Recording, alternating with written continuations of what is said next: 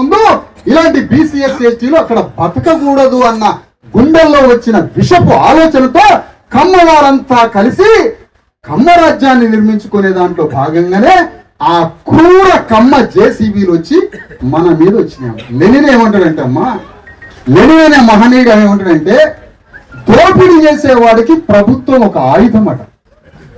దోపిడీ చేసేవాడికి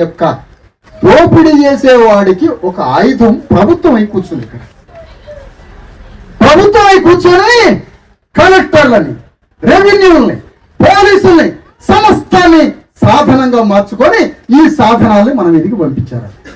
నేనేమంటానంటే నేను ఏ పార్టీని తప్పు పట్టట్లేదు, ఓకే తప్పు పట్టట్లేదు.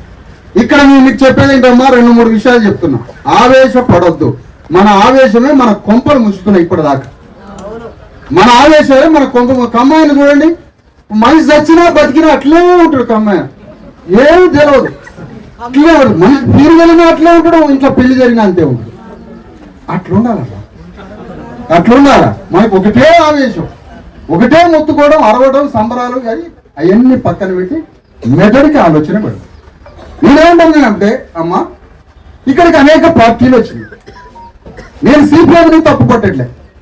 వీరభద్రం గారు కావచ్చు, ఈ జిల్లా కార్యదర్శి కావచ్చు, సిపిఎం పార్టీ రాష్ట్ర కమిటీ కావచ్చు, జిల్లా కమిటీ కావచ్చు, ఎంఎల్ పార్టీ రాష్ట్ర కమిటీ కావచ్చు, జిల్లా కమిటీ కావచ్చు, సిపిఐ పార్టీ 100 సంవత్సరాల స్వీయ సమాధి తవ్వుకున్న సిపిఐ పార్టీ అవునో కాదో తెలియదు కానీ సిపిఐ పార్టీ కావచ్చు, మొత్తం కమ్యూనిస్ట్ పార్టీలు 70 ఏళ్ల నుంచి ఉద్యమాలు ఉంటాయి.